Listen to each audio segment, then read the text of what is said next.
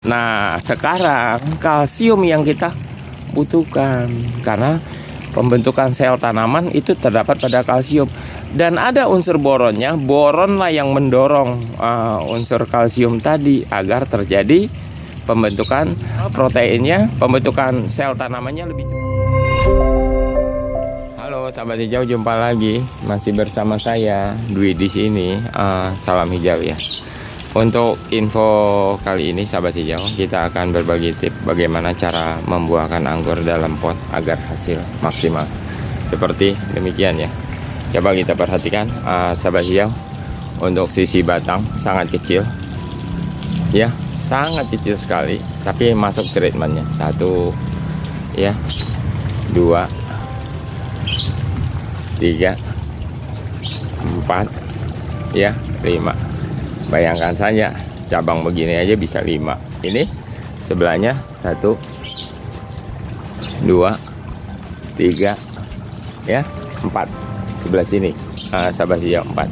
Sebelahnya 1, 2, 3, 4. Belum yang ini 1, 2, 3, 4, 5. Yang sebelah sini ini yang sangat kecil aja dapat 2. Ini 1, 2, 3, 4, 5. Jadi yang seperti demikian bisa menghasilkan buah yang banyak walaupun cabangnya masih kecil. Oke sahabat hijau, seperti juga dengan yang lain. Nah ini contoh nih tuh, rata-rata. Jadi boleh dikatakan tidak gagal. Berikut yang di sini. Ini yang pernah kita update nih untuk swallow kemarin. Ya tuh, yang kanan kiri semuanya full. Rata-rata mau buah bunga besar-besar lagi sahabat hijau ya, lumayan buahnya. Yang sebelah sini juga iya. Oke sahabat hijau, tipsnya sebagai berikut. Begini sahabat hijau, jadi sebelum kita melakukan untuk pembuahan atau pruning pembuahan ya, jenisnya apapun, yang pertama tanaman sudah masuk fase generatif. Artinya pertumbuhan mulai stuck. Jadi cara bikin dia generatifnya gini sahabat hijau. Oke. Pertama kita aplikasikan pupuk untuk treatment pembuahannya. Pupuk yang paling ideal ini sahabat hijau. Merek bebas, yang penting MKP, monokalium fosfat, yang sangat kita recommended. Kemudian dibarengi ini. Tapi bila mana sahabat hijau tidak menggunakan KNO3 yang putih, bisa juga gunakan MKP saja. Disertai kalau ada boron ya, tapi jangan menggunakan kalsium ya, yang boron murni sahabat hijau.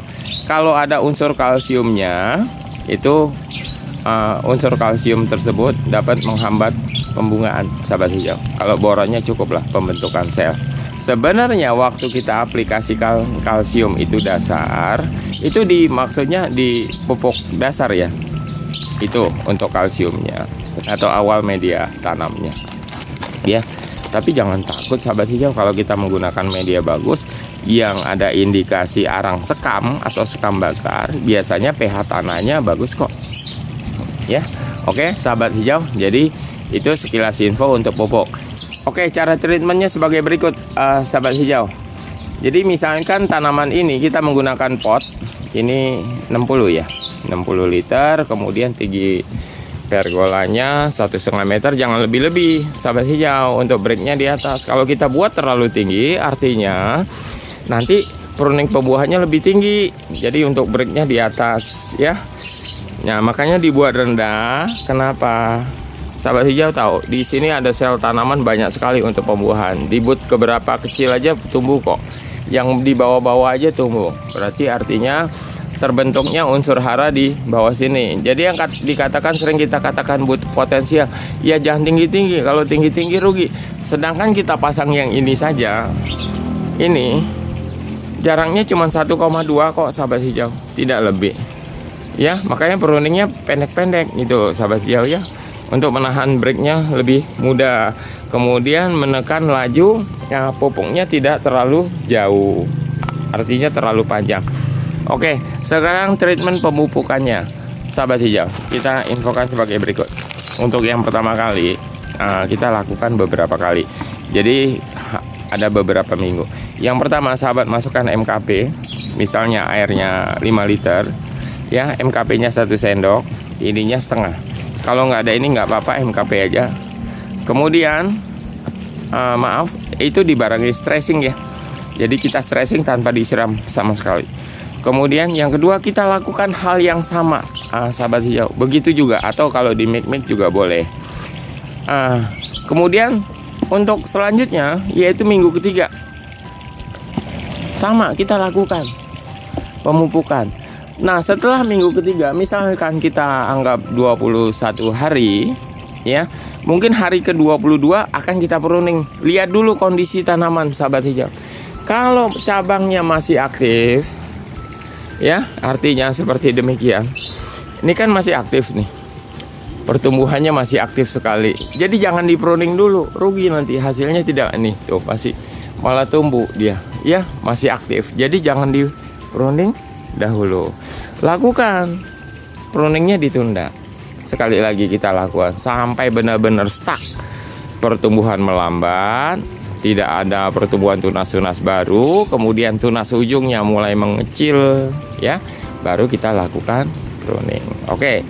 Setelah sahabat melakukan pruning pembuahan, pilihlah bat-bat ideal menurut sahabat di mana. Jadi standarnya kalau versi kita 4-7 atau 4-8, tidak lebih dari 10, sahabat hijau, kalau pruning pembuahan.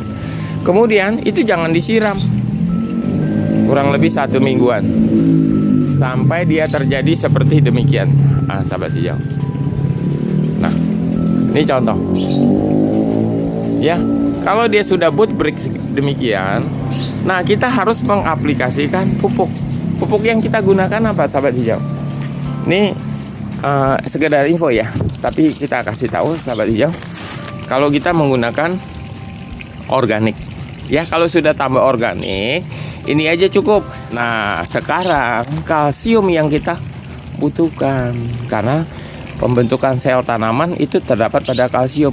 Dan ada unsur boronnya, boronlah yang mendorong unsur kalsium tadi agar terjadi pembentukan proteinnya, pembentukan sel tanamannya lebih cepat, karena fungsi boron yaitu pembentukan protein, pembentukan buah lebih cepat dan macam-macam. Kemudian yang pupuk kita aplikasikan, kalau sahabat tidak punya organik, sahabat gunakan NPK saja plus ini. Nah, sekarang boron berperan. Ya, maksudnya kalsium berperan sekarang. Jadi misalnya 2 minggu sekali boleh. Kalau tidak pakai mutiara, NPK mutiara, sahabat hijau bisa gunakan NPK grower, ya, sahabat hijau, bisa dipahami ya. Itulah treatmentnya. Kita lihat sekarang dari proses penyerbukan. Untuk hal pembahasan tentang pestisidanya kita tunda ya, untuk video-video selanjutnya aja ya. Jadi seperti demikian, unsur hara apa yang dibutuhkan, lagi proses penyerbukan, pembentukan beri, itu aja. Nah, sahabat hijau, sekali lagi bila mana ada ucapan yang kurang berkenan, mohon dimaafkan. Salam hijau dari saya. Silakan kritik dan sarannya masukkan di kolom komentar ya, sahabat hijau ya. Oke, sahabat hijau, kalau suka silakan like, tidak suka dislike. Kita ketemu lagi di video selanjutnya.